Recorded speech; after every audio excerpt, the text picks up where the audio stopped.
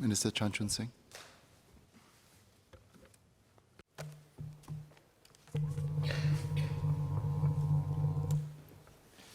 Mr. Chairman, let me take the cards on ELD and CPIB on behalf of the Prime Minister. First, may I thank Mr. Peng Eng Huat for your confidence on the secrecy of our voting processes.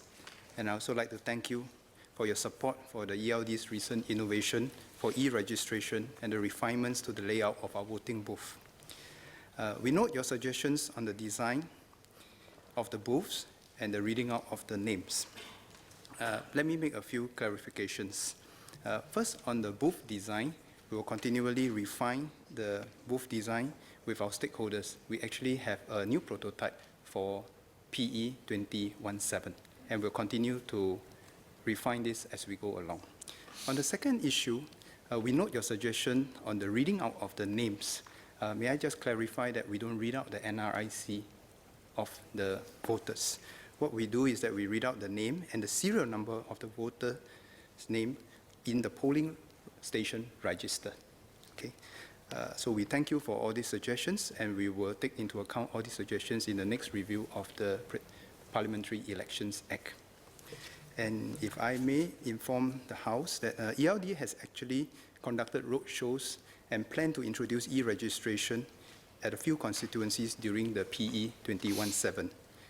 However, as PE 2017 was not contested, ELD's current plan is to implement e-registration of voters at the next election. On the issue of CPIB and anti-corruption, let me first thank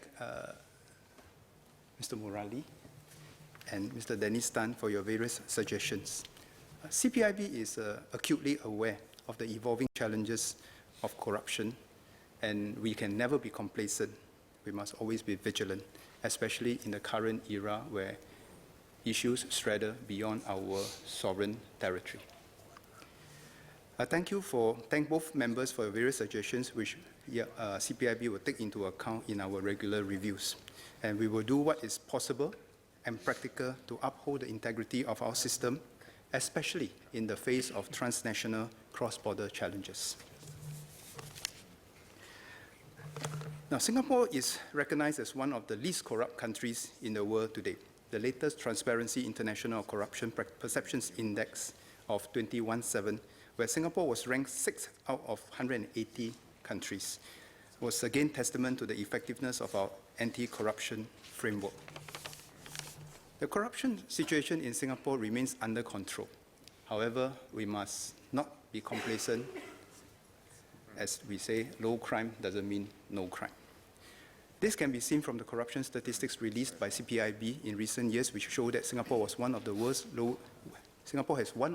lowest incidents of corruption.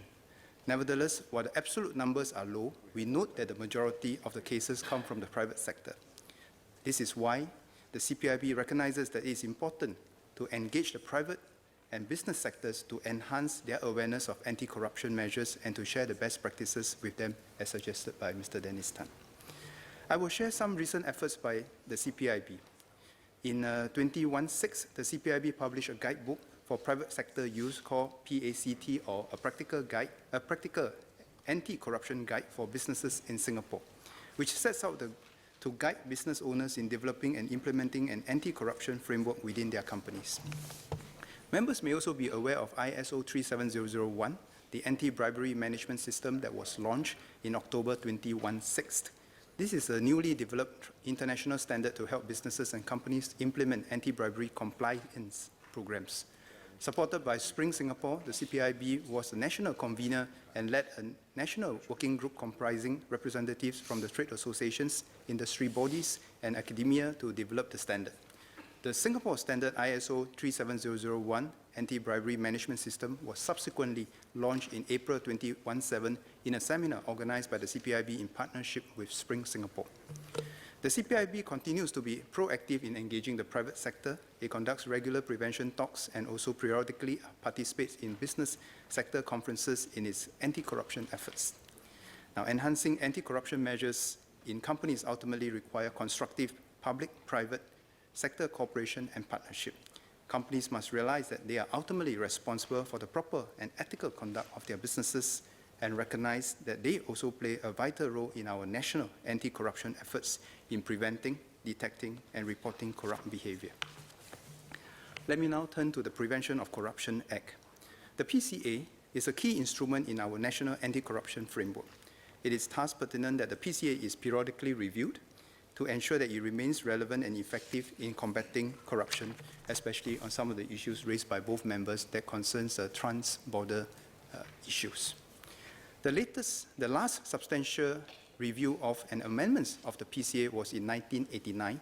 The amendments then included increasing the maximum fines for several offences under the PCA and adding an offence of giving false information. Since the 1989 review, the landscape and context in which corrupt offenders operate has changed. The modus operandi of corrupt offenders have evolved and corrupt transactions of transnational nature have become more prevalent. Our PCA has to remain effective to deal with the many manifestations of corrupt practices and conduct. In this context, the CPIB and the AGC have been reviewing the PCA. This exercise involves a careful study of the current PCA to establish areas where amendments, refinements, and updates may be necessary. And I'd like to thank both members for raising the worthy issues of consideration in the review of the PCA. A review of the PCA is an important undertaking and would include a comprehensive engagement of different stakeholders and a public consultation to ensure that feedback is solicited in an exhaustive, comprehensive, and wide-ranging manner.